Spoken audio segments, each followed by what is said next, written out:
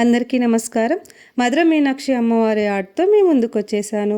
అక్కడ అమ్మవారు ఆకుపచ్చ రంగులో ఎందుకుంటారు, ఆమె చేతిలో చిలుక ఎందుకుంటుంది, మరియు ఈ ఆలయం యొక్క విశిష్టత ఏమిటి అని మీనాక్షి అమ్మవారి ఆర్ట్ వేస్తూ తెలుసుకుందాం. వీడియోని ఫుల్గా చూడండి. Hi hello, welcome to my channel Mona's rangoli art. Tamil Nadu రాష్ట్రంలోని మదురై నగరంలో మీనాక్షి అమ్మవారి ఆలయం ఉంటుంది. దీనిని సుందరేశ్వర ఆలయం అని కూడా అంటారు. భారతదేశంలోని ప్రసిద్ధమైన మరియు అత్యంత ప్రాచీనమైన దేవాలయాలలో ఈ ఆలయం కూడా ఒకటి. మదురై నగరం చాలా పురాతనమైనది. ఈ నగరాన్ని పాండ్యరాజులు పాలించిన కాలంలోనే మీనాక్షి అమ్మవారి ఆలయాన్ని నిర్మించారు. ప్రస్తుత ఆలయ నిర్మాణం ప్రధానంగా చెప్పాలంటే 16వ శతాబ్దంలో నాయక్ మహారాజుల కాలంలో, ముఖ్యంగా తిరుమల నాయక్ అనే మహారాజు పాలనలో విస్తరించబడింది.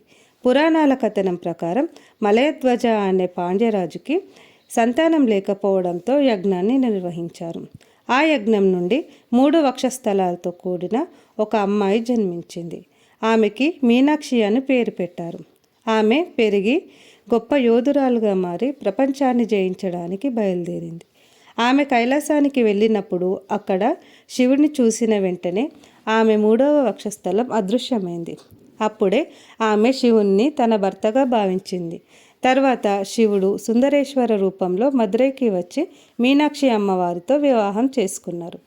ఈ దివ్య వివాహాన్ని మదురైలో ఎంతో ఘనంగా జరుపుకున్నారు. ఈ సంఘటనకు గుర్తుగా ఈ ఆలయాన్ని నిర్మించారు. ఈ దేవాలయం ద్రావిడ శైలిలో నిర్మించబడింది. ఆలయంలో 14 భారీ గోపురాలు ఉన్నాయి. ఆలయంలోని 1000 స్తంభాల మండపం చాలా ప్రసిద్ధి చెందింది. ప్రతి స్తంభంపై అద్భుతమైన శిల్పకళ కనిపిస్తుంది. మీనాక్షి అమ్మవారు మరియు సుందరేశ్వరుడు ఈ ఆలయంలో ప్రధాన దేవతలు. ప్రతి సంవత్సరం మీనాక్షి తిరుకల్యాణం అనే పండుగని ఎంతో వైభవంగా జరుపుకుంటారు. ఈ పండుగను చూడడానికి దేశ విదేశాల నుండి భక్తులు మదురైకి వస్తారు. మీనాక్షి ఆలయం భక్తి, చరిత్ర, శిల్పకళ సమ్మేళనంగా భారతదేశంలో ఒక ప్రముఖ ఆధ్యాత్మిక క్షేత్రంగా నిలిచింది. తమిళనాడులోని మదురైలో వైగే నది ఒడ్డున ఈ సుందరేశ్వర ఆలయం ఉంది. పార్వతి రూపంగా మీనాక్షిదేవి, శివుడి రూపంగా సుందరేశ్వరుడు ఈ ఆలయంలో పూజలు అందుకుంటారు.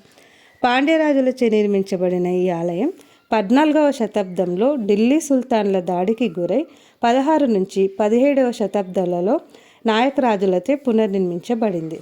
ఈ ఆలయాన్ని 2000 సంవత్సరాల క్రితం నాటిదని కూడా చెప్తారు.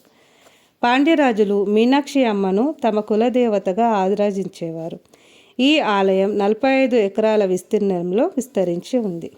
14 రంగురంగుల గోపురాలు, సుమారుగా 33,000 శిల్పాలు ఇక్కడ ఉన్నాయి.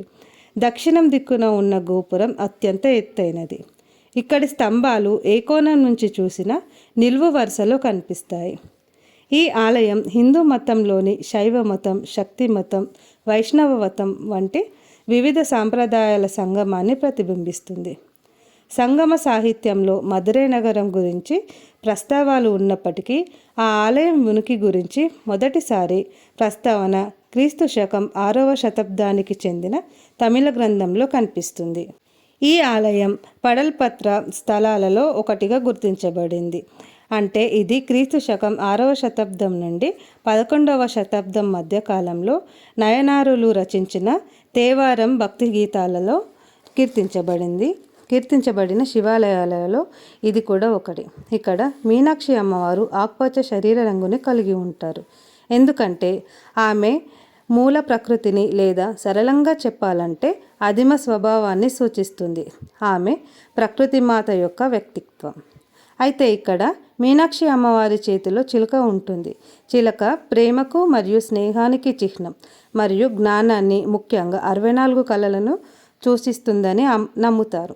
మరియు విద్యకు దేవత అయిన సరస్వతి దేవతలో కూడా ముడిపడి ఉంటుంది. Thank you friends, thank you for watching. నా వీడియో మీకు నచ్చినట్లయితే లైక్ చేసి సబ్స్క్రైబ్ చేసుకోండి. Thank you for watching.